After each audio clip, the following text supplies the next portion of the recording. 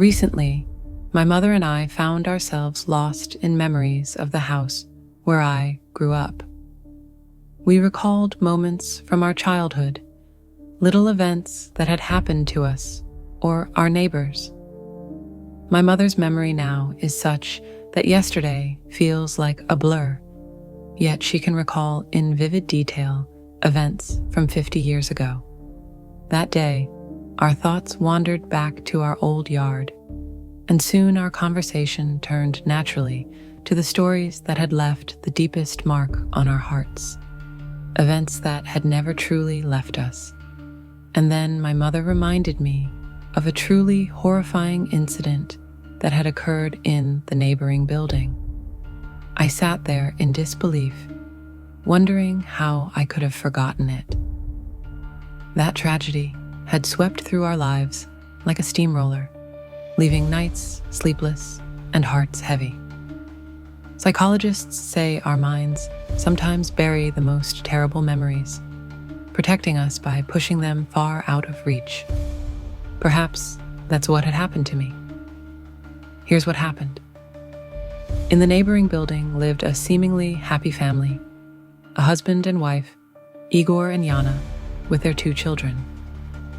Yana was strikingly beautiful, her eyes large and expressive, her thick chestnut hair like a cascade of silk.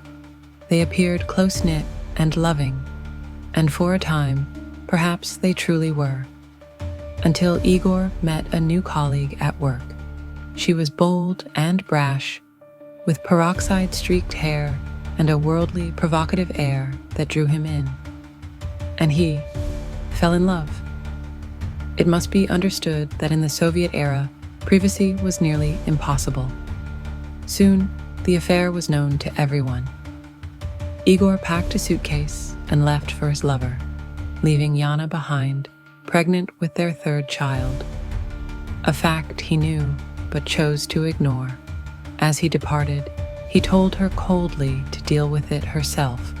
I can only imagine the despair and anguish that must have consumed Yana. Unable to bear the heartbreak, she did the unthinkable. In a moment of utter despair, Yana drank concentrated vinegar essence, 70%. The excruciating pain perhaps sobered her enough to summon help. She called an ambulance herself, pleading with the doctor to save her for the sake of her children. Despite the doctor's tireless efforts, Yana succumbed to her injuries. Igor did not attend her funeral. Later, people whispered that he had sat nearby in his car with his lover, several times attempting to approach the gravesite, only to be restrained. The tragedy cast a shadow over our entire yard for weeks. But the story did not end there. Yana began appearing in her mother's dreams. Each time before a dream, her mother's temperature would soar to 40 degrees Celsius. In the dreams, Yana's swollen lips trembled. She wept and shivered, lamenting that she was cold and that no one would allow her the warmth of a blanket or the comfort of light. By morning, the fever would subside, only to return with the next dream. Yana's mother, exhausted and desperate, sought help from a priest, an act remarkable for someone who had been a staunch atheist. At first, the priest refused to speak with her, unwilling to intervene for a suicide. It was only after the doctor confirmed Yana's last words, her fear and repentance, that the priest allowed the rituals necessary to save her soul. Slowly, gradually, Yana's presence in the dreams began to calm. She was clothed in warmth, soothed, and little by little, her torment eased.